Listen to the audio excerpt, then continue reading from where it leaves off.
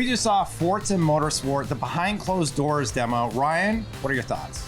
Well, unfortunately, we didn't get to play, so that was the bad news. But the good news is, as expected, it looks insane. I mean, there's no doubting that this is a new-gen game built for the Xbox Series X and PC.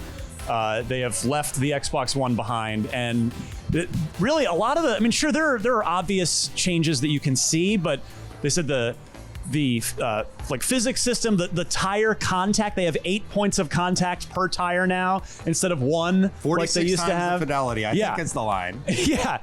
So there is a lot of, if you'll pardon the expression, under the hood stuff going on with this game. But they really seem to have dialed in too on the car modification. They don't want you to just grind races to unlock a car and then use that car to grind races to unlock more. They want you to get a car and then use your currency that you earn to totally modify it.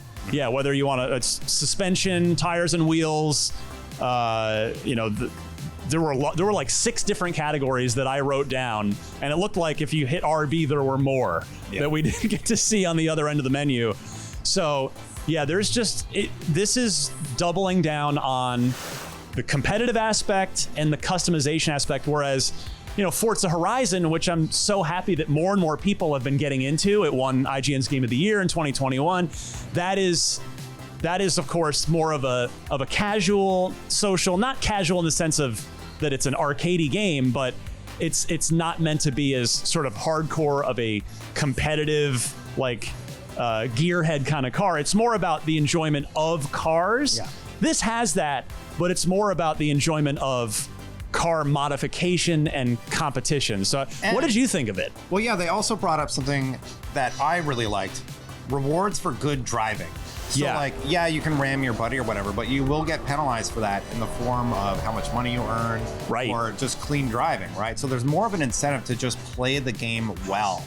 And as somebody that likes sim racers, I really like that. So I can really hit my turns right, make sure that I'm braking appropriately, and then hitting the gas at just that right moment to go around a quick turn. And I think sim racers are really going to appreciate that. They jokingly refer to it as a car PG. And we've heard that before over the years. To be fair, it's not the first time, but I love it. I love that term, and I love if they embrace it.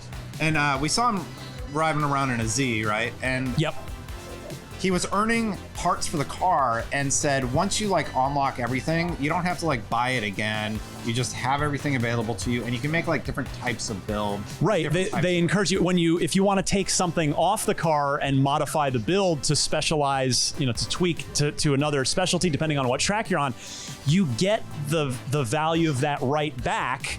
And can then invest it elsewhere. It's not just like getting the credits and spending them and they're gone.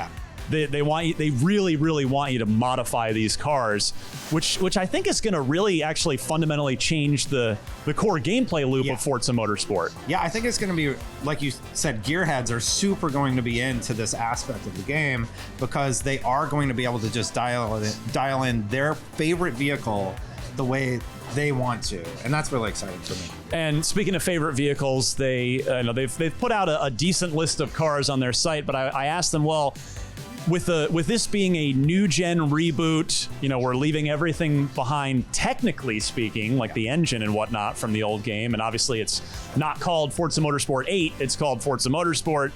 Does that mean we're starting over from scratch on the car list as well, or can we expect everything from 7 to come in and be the foundation of this? And it sounds like they have, either for gameplay reasons, licensing reasons, or both, they have kind of taken a fresh look at it, and we shouldn't necessarily expect every car from 7 to come right over, but there will still be a ton of cars in this thing. That much is certain. Yeah, there's a huge list online already. And on the track front, they were racing on Kyalami Grand Prix, one of the new tracks that they added, and we didn't get any confirmation about any other additional ones there, so sorry if you're watching, but track looks great. Very excited to run on that one. I imagine Nürburg's going to be in there. That's a very popular You got to do track, it. Right? Yeah, you got to do the ring. Yeah, it has to be in every game. So I liked that they have like free racing where you can just go on a track and race with other people on the track to learn the turns. Yes. That's awesome.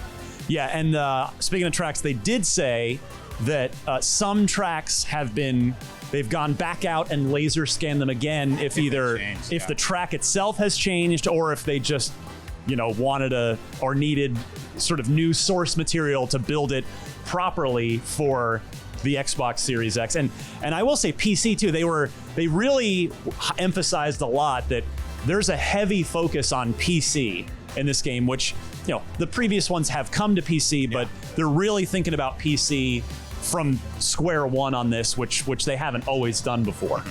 Yeah, like what kind of things do you want as a PC player? I imagine like you want to tweak the graphics just the way that you want.